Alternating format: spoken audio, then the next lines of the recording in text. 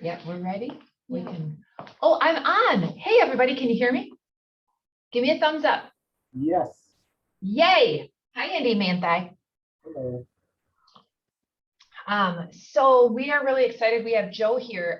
He's going to come up in just a couple of minutes. And before we get started, though, with him, there might be a couple of res people that hop into our Zoom.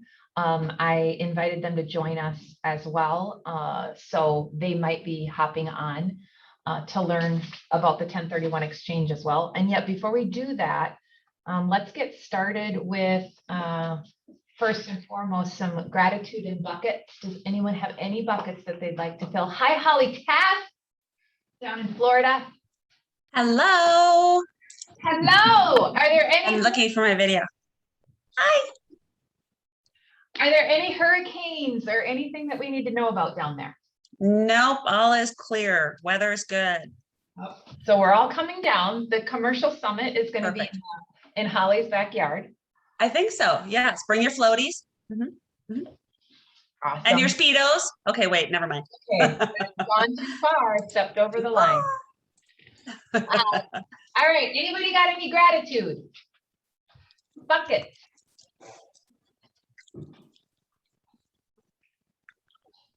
My favorite part of the team meeting. All right. All right, guys. Congratulations, Bob Bear. Thank you for choosing to be in business with us on your work anniversary.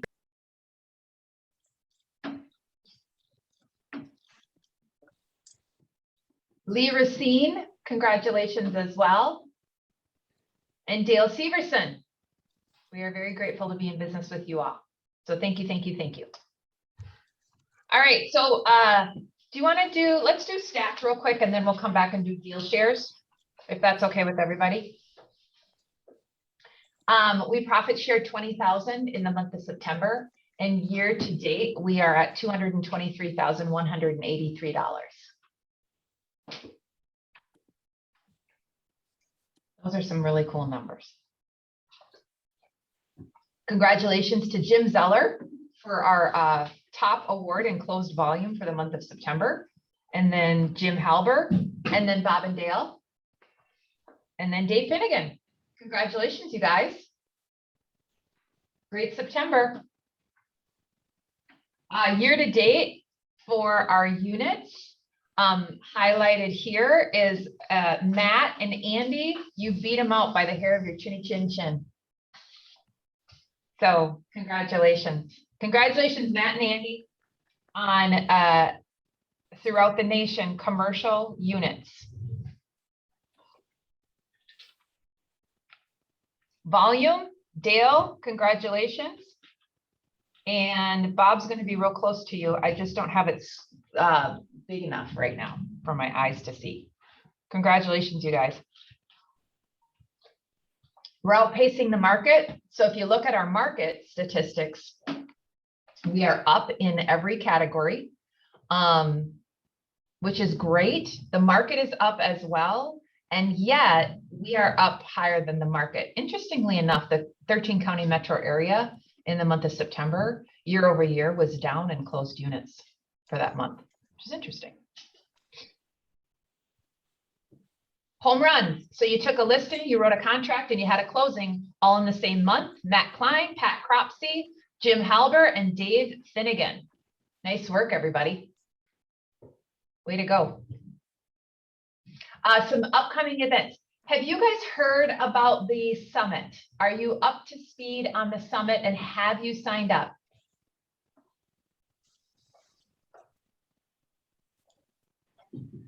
So are you intending to sign up? Okay. All right. So I am not planning on signing up. I recommend that everyone does. I have to stay focused on something else at the moment. Yep. Otherwise, I'd totally invest in it virtually. Yeah, I've got a guy, and I'm not real familiar with who he is, yet you guys might be. His name is Art Brown. Does that name ring a bell, anyone? It does, Andy? He reached out to me and he wants to go to the summit. Well, I'm like, haven't dealt with him in a while, but I'm sorry, I couldn't hear you very well. I've dealt with him before. I Okay, haven't talked to him in years. okay. I'll talk to you after the meeting to see if we want to go ahead and send him the information so that he can go. I've gotten 2 other inquiries, both from commercial agents outside of our company that are interested in attending. I am going to sign up and attend and be able to then get the recordings so that we can view them for everybody. Today, we're having a panel in the office all around listings as well. On the 14th of this week, we're going to talk about getting paid. So if you still have any questions about command and compliance and turning things in and making sure that everything's ready to go, please feel free to hop into that class. And then Tech Thursdays, we're going to also highlight some contacts and smart plans for you. Commercial people throughout the country are now using command. So, yay. Please keep on your radar, everybody, because we're coming up to the holiday season. So if you can please mark these dates down. On the 26th of October, we will have, now we chose to do our commercial meetings once a month. And so this is our commercial meeting for the month of October. However, on the 26th, we are going to be having our chili cook-off here in the office. I would encourage and welcome and invite anyone who is able to come on in. And if you'd like to submit chili for the contest to win the traveling trophy, we also are going to have a Halloween costume contest. So AMK, you guys could be like the Avengers, all of you. Please don't send Matt in tights, however. Holly, if you want to fly home for that, that might be a great time for you to come home. So that's that. I'm actually thinking we could do like the Scooby-Doo team because we could bring Otto. Yes. And so Andy could be Shaggy because of all of his hair. Yes. Wow. I Yes. can bring my own dog. Yes. See, now we're talking. Yeah, it's gonna be fun, guys. And we have a lot of new residential agents that are doing a lot of business, and they need commercial help often. So I just had one that I referred over to Pat Cropsey for some land situations that they were, so I think they're gonna pull a deal together. Okay, so that's happening on the 26th. In November, the 3rd week of November, so it's the week before Thanksgiving, we're gonna have our Thanksgiving feast. You know how we do that every year? We bring in our turkey. I've got a guest speaker coming in. It's a surprise. You can't know who it is quite yet. It's gonna be really good. I hope that you guys can come in for that. So stay tuned for the date. I'm just making sure with the speaker that I can confirm with his travel to get him here or her. No, it's a him. And then we'll have turkey. We'll have all the fixins.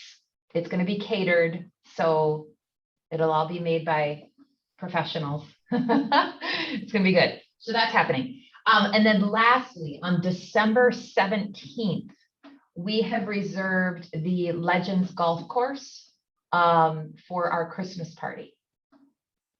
So please come to that because that will be wonderful. Our holiday party. All right. Good. Okay, let's do some deal shares before we get Joe up here. Who's got some properties that they either need to release or buyers that they need to fill?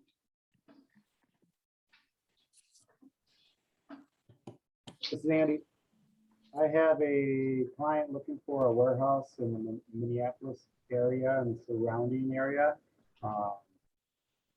So we need about 5,000 to 20,000 feet on a purchase and up to about 1.7 million. oversized driving. Leaf wrap.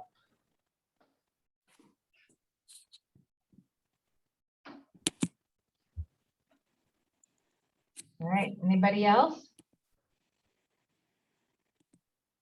Bob, you got something? You unmuted.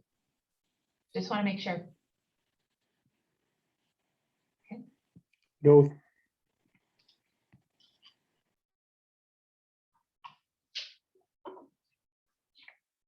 Bob, you got any new receiverships that you're working on yet? no, there aren't a lot of foreclosures, which is a good thing. So, and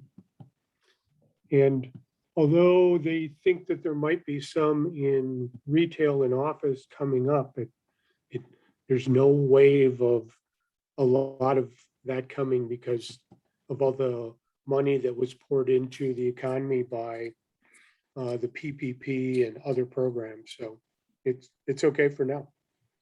Okay. Good. Dave Finnegan, you got anything that you need to share with us? It's a secret.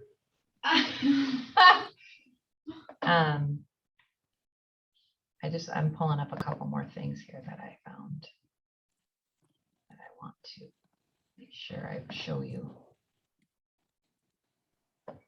Guys, we have to, Tom Baker, has anybody talked to Tom in the last couple of days? Anyone? Okay. Played He's golf with them a week ago. Yeah, I was gonna say he's doing well. Mhm. Healing nicely. I thought he was gonna go in for a secondary surgery, and so I wanted to see if anybody had heard any updates on that one. Okay, We're playing golf again next week, so. I Oh, think so he's he- okay. Must be okay. he's fine. Yeah. He's doing good. Yeah, I think he's playing a couple of times a week, and last time I played him, he smoked me, so he's doing pretty good. Good. That's good to hear. I know that he is plugging in at the international level, and he sent me these statistics, so that's why I'm pulling them up right now for everybody. Because he's been working with the new leadership down there with Alicia, John, Justin, and Christine at getting some more information for our agents. And one of them is the updated statistics. And so my computer's being a little bit slow on pulling that information up, but I want to make sure that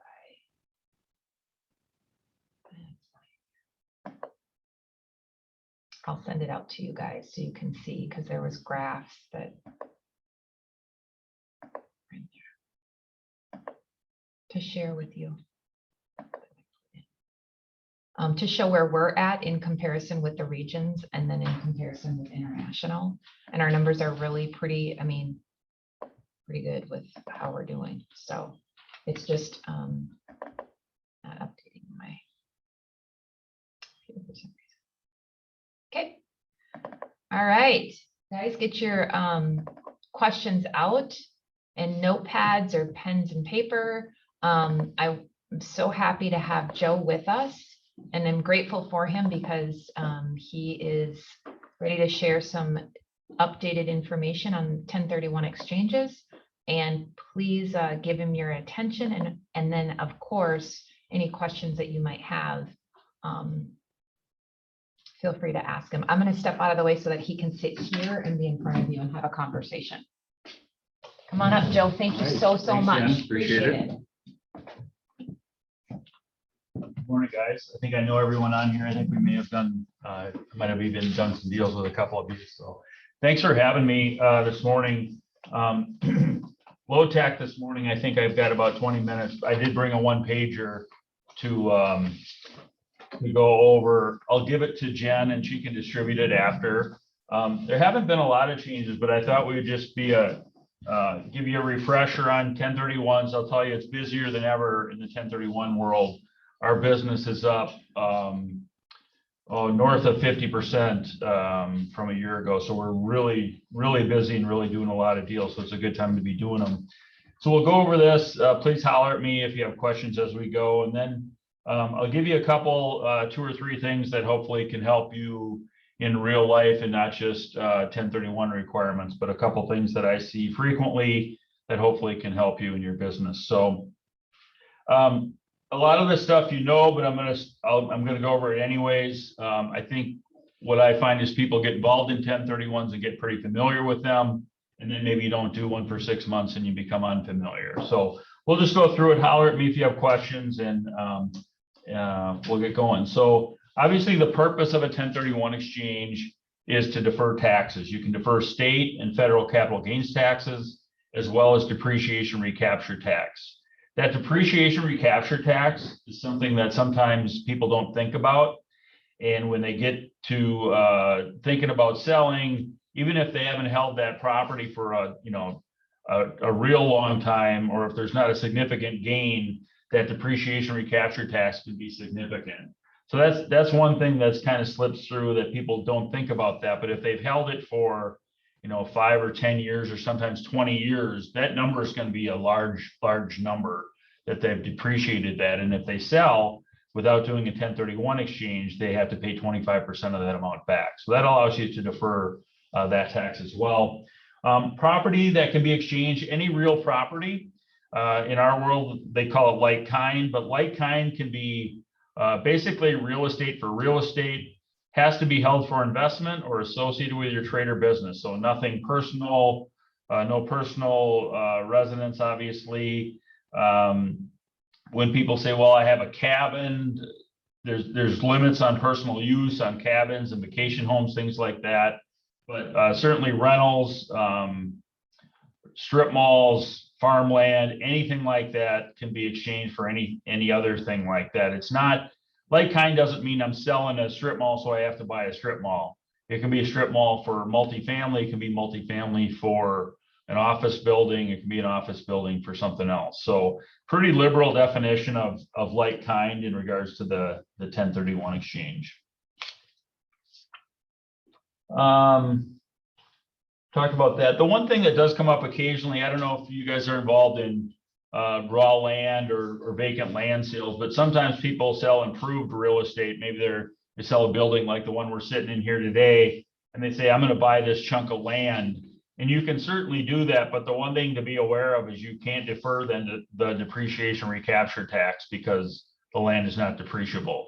So that's something a lot of people don't know about, but we bring it up when they say, here's what I'm thinking. Does this work? It still may make sense to do an exchange. You can still defer capital gains, state and federal capital gains taxes, but they at least want to be informed on, oh, I didn't know I couldn't defer the depreciation recapture if I buy vacant land. So that's something to know. Fully deferred exchange. This is probably the most, the requirements of a fully deferred exchange mean what has to happen for you to defer all of the taxes. This is the biggest misconception out there. I have this discussion with folks almost every day. People have it in their mind that they only need to spend the gain.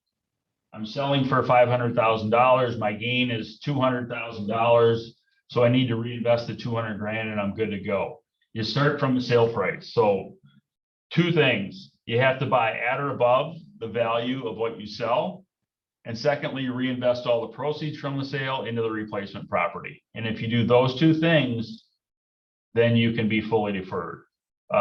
Stick to your guns on that one. I don't know where the information's coming from, but a lot of people are stuck on that. No, I only need to do the gain. My cousin told me that, and he's an attorney, and maybe he's a divorce attorney, but he told him something, and there's a lot of information out like that. So fully deferred, buy at or above, and reinvest all the proceeds from the sale, and you can defer all the taxes. The third part of that, and sometimes you might hear this, is you have to replace the debt. If you do the first two things, if you buy at or above the value of what you sold, and you reinvest all the proceeds from the sale, the debt will take care of itself, because you either need to go get a loan to close, or you can bring cash in lieu of a new loan. But that third part will take care of itself if you do A and B on that. Deadlines, again, you guys know this, but we run into it a lot. Boy, we remind people a lot on their 45 and 180 days. There's two deadlines people have to be aware of. 45 days to identify a replacement property, and 180 days total to close. There's no wiggle room. They count Christmas, they count Easter. It doesn't matter if it snows a foot. Those are the days they count them out. And I tell people that and tell people that. And then when people get close to either one of those deadlines, they say, so what options do we have to extend this? And there aren't any. So it's really, there's a ton of gray area in 1031 exchanges. That's not one of them. 45 and 180, very strict. If you don't meet those deadlines, it'll ruin your exchange. So those are really, really important. As far as identifying properties, about 75 or 80% probably use the 3 property rule. And that says you can identify up to 3 properties regardless of their value. So you could sell for 500,000 and identify 3 properties that are worth $1 million each. That it doesn't matter what the value is. Sometimes people get caught up on, they think they can only buy a certain amount compared to what they sold. And it only comes into play on the identification. It doesn't matter what the value is of what you buy. Occasionally people will say, hey, I need to identify more than 3. What can I do? They can move to a 200% rule. It says you can identify any number of properties. I'm sorry. Oh, yeah. Any number of properties, but their total value cannot exceed 200% of what you sold. So there's a limitation on that. So that's where that 200% rule comes into play. One thing I should note on that, that it's a fast moving market right now, and people maybe find a replacement property, and then a week from now or 10 days from now, it's gone, it's sold, it's not available. What do? Within the 45 days, you can revoke and then replace that property with a different one. But again, it's 45 days. Once you get past day 45, you're either going to acquire a property that you've identified, or you won't complete your exchange. Those are the only 2 options. But you can change things and revoke and replace identified properties within the 45 days. It has to be in writing. It has to be very clear what you're doing, so we can document and give you a paper trail in the event of an audit. And the last point here is the same taxpayer requirement. This comes up a lot. The same taxpayer requirement basically says how you sell is how you have to buy. So if I sell as Joe VC individually, that's how I should buy my replacement property, is Joe VC individually. Now's not the time. It doesn't work for an exchange to be forming, I sold individually, but now I want to get with Mark Esperson, and Mark and I are going to form a partnership and buy the replacement property together in this new LLC. That will not work. So this is the same taxpayer that sells has to purchase the relinquish or the replacement property. There are ways to do it. You guys are, I'm sure, familiar, but you can do tenant in common if you're going to buy replacement property with other folks, but you can't form new partnerships that would create a new taxpayer that is different than the taxpayer that sold the relinquished property. This comes up a lot.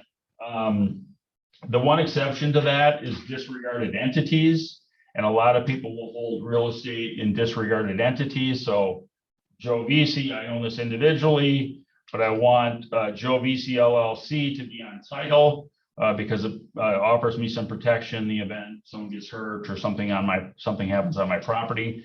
That works as long as that's a sole member LLC, disregarded for taxes, and the taxpayer is me individually. So I could sell Joe VC and buy as Joe VC LLC, provided it's sole member, disregarded entity for taxes. So we do see that quite a bit. That may come up in your world. So any questions on that? A lot of the stuff I'm sure is just a refresher for you. I would say that we're cautiously optimistic on the 1031 sticking around. I don't have any insight to say, hey, we're good to go or anything like that. But I think we're cautiously optimistic that the 1031s will survive this latest round of legislation. So we hope so. So if there aren't any questions, I'll wrap up with just a few things. And some of you are probably familiar with this, but I think they're becoming more popular. Delaware Statutory Trust, DSTs they call them, or Delaware Statutory Trust. It can be a very good solution for some of your clients. And here's where I think maybe you can use it. If you have a client or a prospect they have an investment property and they're thinking about selling, but maybe they don't want to sell, but maybe they will, but you're not sure. If you can get to what's holding them back, because we talk to a lot of folks that they don't really want to pay the taxes because the taxes can be, 25, 35, 40% total, and they're not real excited about paying that amount of tax. But maybe they don't want to be a landlord anymore either, right? Maybe they had enough of tenants and just some of the challenges that can come with that. A DST or a Delaware Statutory Trust is like kind for 1031 exchange, and it's passive. So you could sell your office building, take your money, invest it into a DST, and get a check in the mail every month, still defer all the taxes, and collect your return. They're not for everyone. They're for accredited investors only. So they're not a fit for every person. There's tons of different options on them though. So if you or your client like multifamily in the Southeast, great, because there's DSTs for that. If you like industrial products, last mile, if you like CVS stores, anything, most real estate buckets have a DST that you could find for your client. So if you have anyone in that situation, I can tell you that even people that have been in real estate a long time, a lot of folks don't know about DSTs yet. So maybe a fit for some of your current or prospective clients. I would recommend you check that out and see if that might be a fit. The second point to leave you, and this seems really, really basic, but I swear to you, we get the call twice a month. You've got to get your exchange set up before you close. Again, there's people out there that, someone got a bug in their ear and told them, no, it starts after you close, and then you have 45 days, and just call them and it'll be okay. And you're just too late.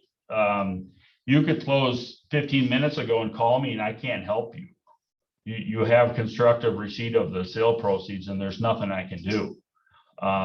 So people are really frustrated when I'm the bearer of that news, but just know that it seems super basic, and I'm always surprised at the calls, but there's no getting around it. There's no, can we undo it somehow and now do an exchange? I haven't had anyone successfully unclose, so that's a challenge. Yeah. Knowing that, do you have to have it written in the contract? Most people put cooperation language. Did you hear? I don't know. Can they hear your question? Hope not. Oh, the question was, do you have to have it, the 1031 written in the contract? Our view is that we would recommend that it is done. Cooperation language is put in both the sale and the purchase contract.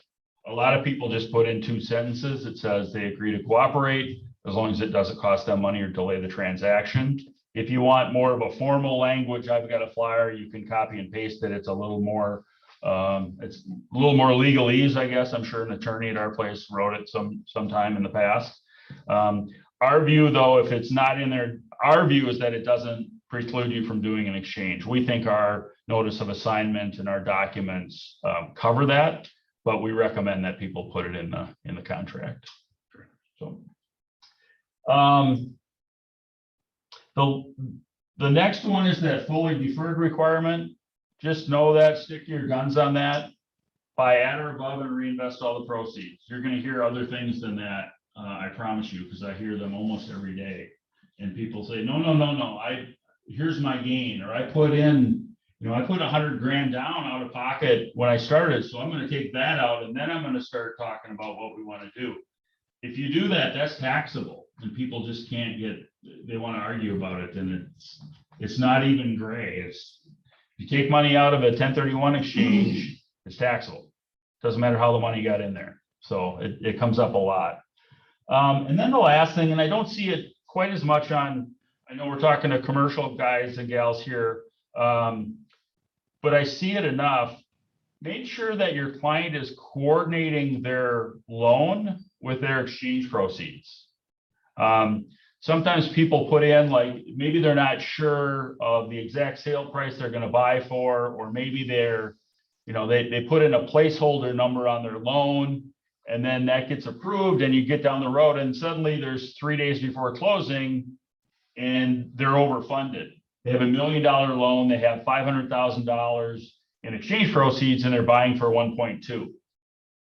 That happens, and we can't just give them back the money. People say, well, yeah, I'll just use this amount, and then you send me the rest of the exchange proceeds. That's taxable. And then the lender gets worked up because they don't want to change the loan amount, and we're late in the game. So just make sure they're coordinating exchange proceeds and loan amount.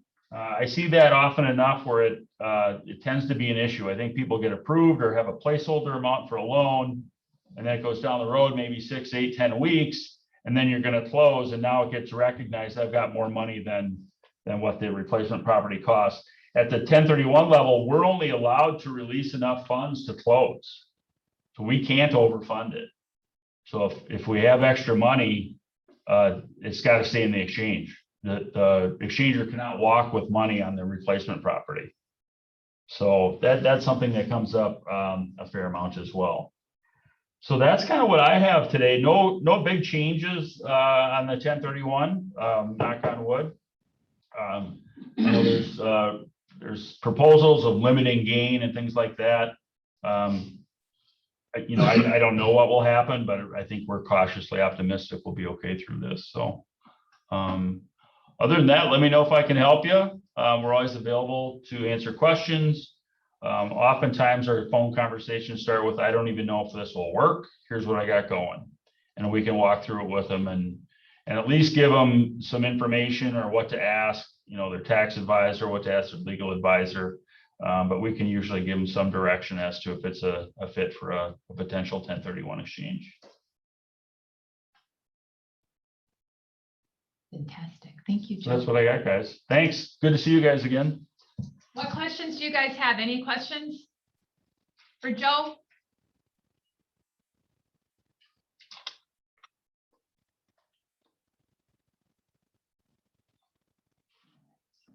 Okay, before we break, I wanted to see if I could pull that up. Is that possible? Can you share your screen? We talked a couple of times before. I'm good, thanks. Dale's live and in person. Yay, yeah. So these are the last graphs that I wanted to share with you guys real quick.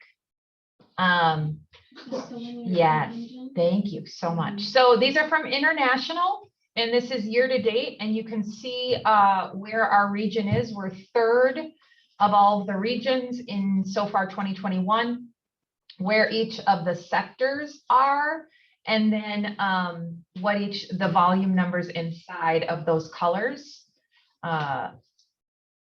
And my gut tells me that gray shaded area, even though they don't have it in the legend, I wonder if that's industrial.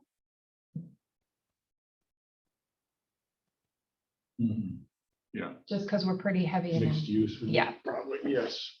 Yeah. It's the only one left. Yeah, exactly. Deductions. Okay, so then the next slide, this tells us our unit count. So you'll see here in North Central, and then that red line, that's the average on each one of these slides. And again, I'll send them out to you. And yet you'll see here that we are ranked third in our in the country. Yeah. It's all Dale. No. All of it's Dale. Yep. Bob's shaking his head, yes. Not a chance. And so these are our units, year to date 2021. And then the next slide will give us our GCI. And so as you can see here, interesting, Southeast is up high, even higher than California. And then we are ranked 5th in the country. So we got these again from International. I'll send them out when I say Melissa will send them out into the recap notes for all of you to view. Contrary to what everybody was thinking about, orange is office. That's the biggest. Interesting, isn't it? That's the biggest, at least. Quick commission. question for you, Jen. Do we know the agent count for commercial agents in those regions? I'm so sorry. You sound like you're talking into a can, so I can barely hear you. Can you hear me now? Yeah. Do we know the agent count for those regions? That's a great question. I don't know them, but I can reach out to Justin and get an accurate count. That will give us some indication. Because I do know that, that we are growing nationwide. I just don't know in each section how much. So I don't have those numbers. You know what we're seeing? We're seeing a lot of younger agents getting into commercial.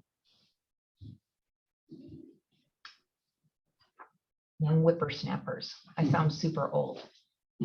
So I'll check into it, Andy, and see if I can get those numbers into the notes to send out to you. I've got a message into Alicia already. Okay, thank you. Oh, look at that. How that, Does I that can- sound better?